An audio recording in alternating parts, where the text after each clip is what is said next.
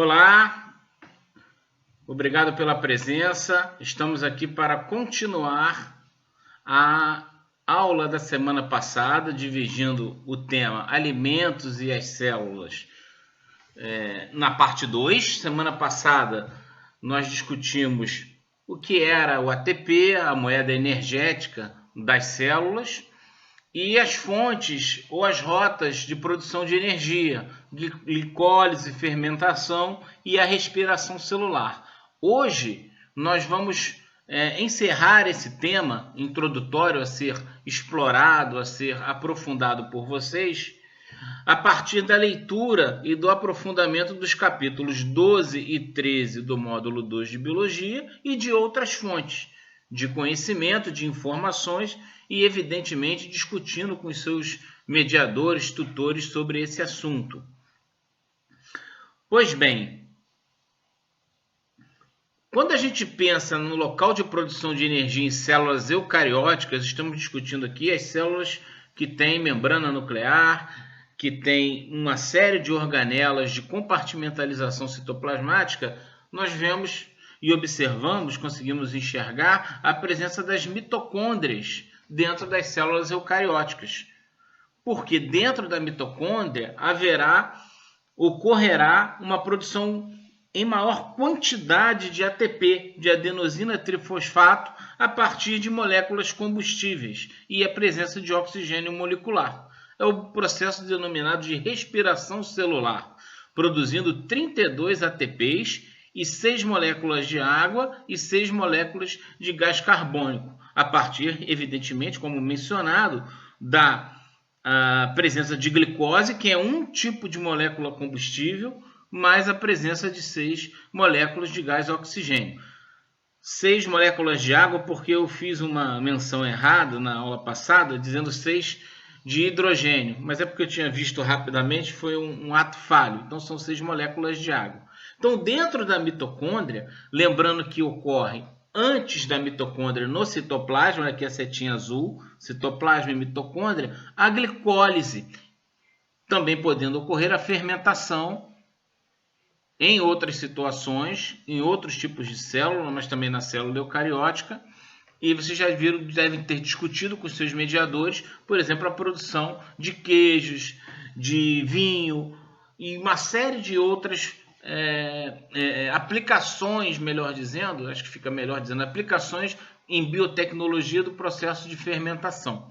E dentro da mitocôndria ocorrerá a cadeia de transporte de elétrons, uma oxidação do piruvato e o ciclo do ácido cítrico, ou ciclo de Krebs. Ciclo do ácido cítrico ou ciclo de Krebs são os mesmos processos. Verifique, então, que ocorre para haver uma grande produção de moléculas de ATP, uma decomposição, uma metabolização completa da molécula de glicose. Parte desse processo ocorre antes, fora, melhor dizendo, no citoplasma de uma célula, é a glicólise, e no interior da mitocôndria vai ocorrer a cadeia de transporte de elétrons e o ciclo do ácido cítrico, e antes a oxidação do piruvato. Então ocorre glicólise, oxidação do piruvato, ciclo do ácido cítrico e cadeia de transporte de elétrons. A cadeia de transporte de elétrons, que é a parte final da produção de ATP, acontece nas chamadas cristas mitocondriais. Olha essas setinhas verdes. A membrana interna da mitocôndria, lembrando que nós discutimos um pouco na aula anterior, no vídeo anterior, ela sofre uma série de invaginações. E dentro dessas cristas existe um conjunto de enzimas que são fundamentais para a produção do ATP. Sem ser a crista mitocondrial, ou seja, na chamada matriz mitocondrial, vai ocorrer a continuação da degradação, eu vou usar esse termo, chamado da oxidação do piruvato, porque o piruvato ele é formado pela glicólise, no processo de glicólise. O piruvato ele entra na célula mitocondrial, melhor dizendo, ou seja, entra na organela mitocôndria, vou consertar. Na glicólise, 2 moléculas de piruvato são formadas elas entram na mitocôndria e no interior da mitocôndria, na chamada matriz mitocondrial, ocorre essa oxidação, ocorre essa transformação do piruvato, ocorre a produção de uma molécula chamada de acetilcoenzima A, fundamental, que vai entrar no ciclo de Krebs. E aí essa molécula chamada de acetilcoenzima A, ela vai sendo degradada, em termos genéricos, eu posso usar essa terminologia, e liberando produção de ATP, liberação de gás carbônico, liberação de água e de compostos intermediários que vão ser usados nas chamadas cristas mitocondriais, na cadeia de transporte de elétrons para a produção de mais ATP ainda. Então, esse é o processo geral de produção de energia em células eucarióticas. Glicólise, cadeia de transporte de elétrons, ciclo do ácido cítrico, oxidação do piruvato. Cada uma numa região específica dentro da célula, seja no citoplasma, seja dentro da mitocôndria, havendo uma decomposição, uma metabolização completa do gás carbônico para a produção de ATP. Esse processo, quando é feito no interior das mitocôndrias, usando as moléculas combustíveis, em geral a glicose, é denominado de respiração celular. Então, vocês podem perceber aqui também que tem até uma diferenciação de cores. Uma cor amarelada e uma cor acinzentada, mostrando o que acontece dentro do citoplasma e o que ocorre dentro das mitocôndrias. A sequência é esta, ó, glicose, transformada em piruvato no processo de glicólise, oxidação do piruvato, ciclo do ácido cítrico e cadeia de transporte de elétrons. Então, esse aqui é um resumo interessante para vocês memorizarem, aprenderem e aprofundarem nessa semana. Né? Memorização não é decoreba, é ficar entendido, né? Ficar, como a gente brinca, né? Tá na medula, entre aspas. Ou seja, vocês aprendam efetivamente de forma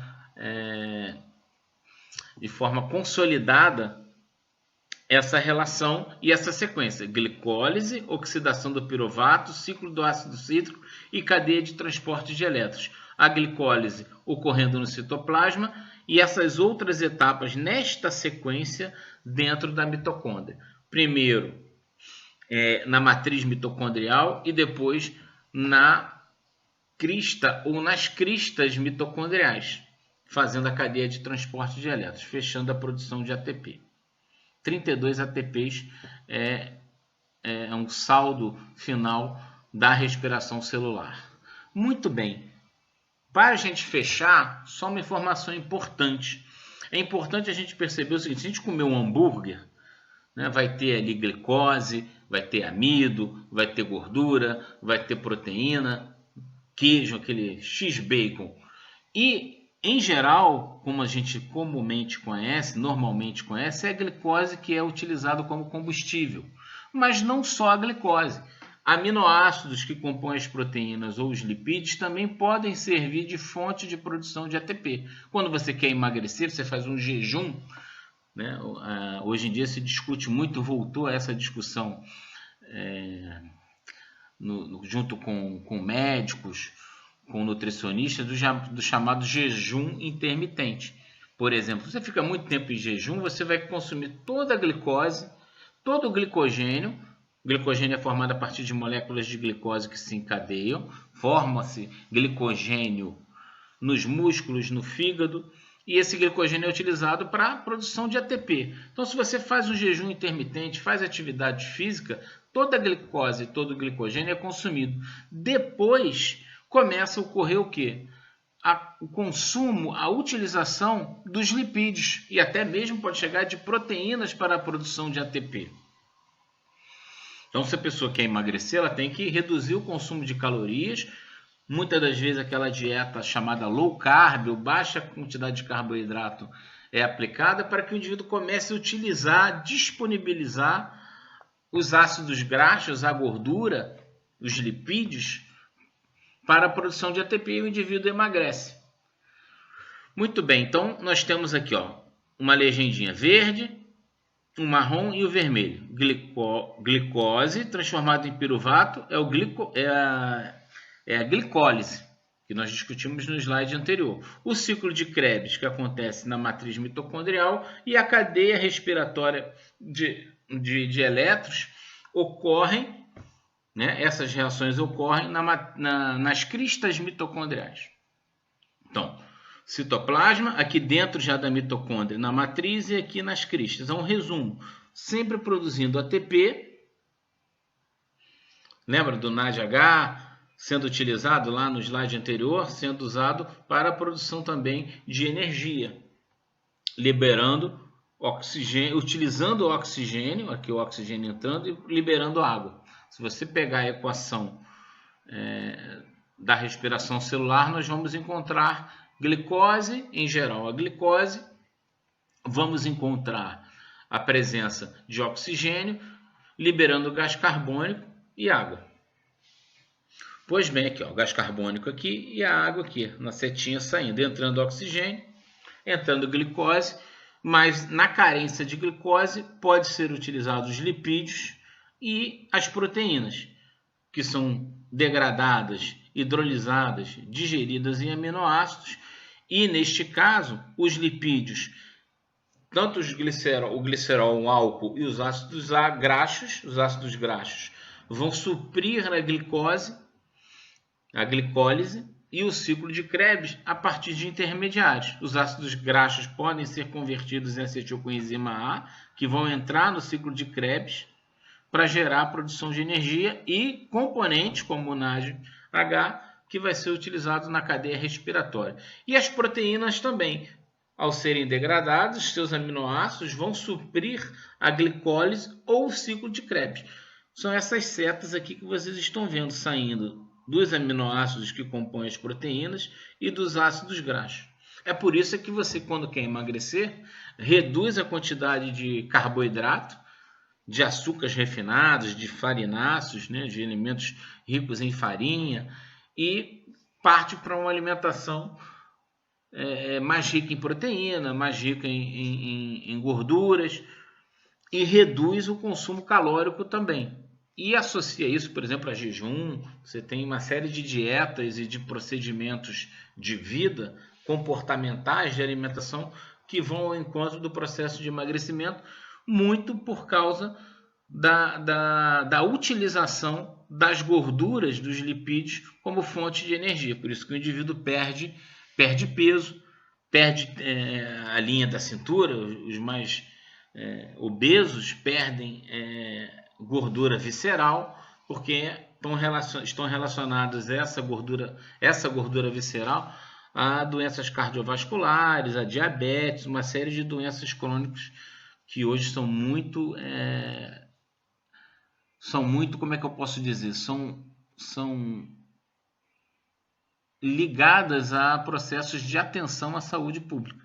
Então, o emagrecimento está relacionado a um consumo menor de açúcar, de carboidratos nessas dietas para o consumo de lipídios, porque há uma relação metabólica para a utilização de ácidos graxos e até de proteínas. Aí o indivíduo começa a perder massa muscular, o que não é interessante nesses processos. Então é por isso que quando você quer fazer uma dieta, é importante procurar um médico, procurar um nutricionista e fazer uma alimentação mais saudável, porque a glicose se converte em glicogênio, mas se você consumir muito açúcar, muito carboidrato, parte desse açúcar, desse carboidrato é transformado em gordura.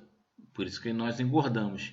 E aí o processo de emagrecimento, quando alguém quer emagrecer, está relacionado muitas das vezes com a necessidade de redução do consumo de carboidrato, de atividade física para queimar a glicose, o glicogênio, e começar a queimar a gordura.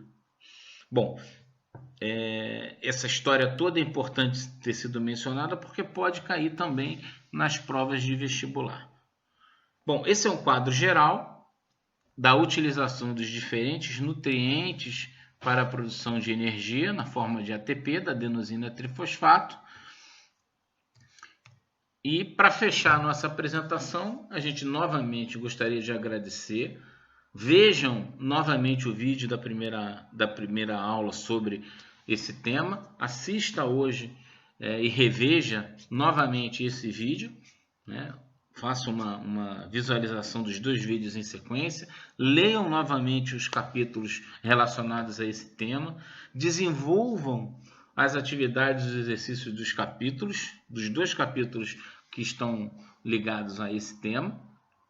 E do vídeo anterior também. E qualquer dúvida, tire essas dúvidas com seu mediador, seu professor, tutor, né, mediador, para que vocês tenham o domínio desse assunto. Procurem também questões de vestibular e de Enem anteriores relacionadas à respiração celular, à fermentação, para que vocês entendam como essas questões podem ser e são cobradas em processos avaliativos para que vocês tenham sucesso no ingresso na universidade.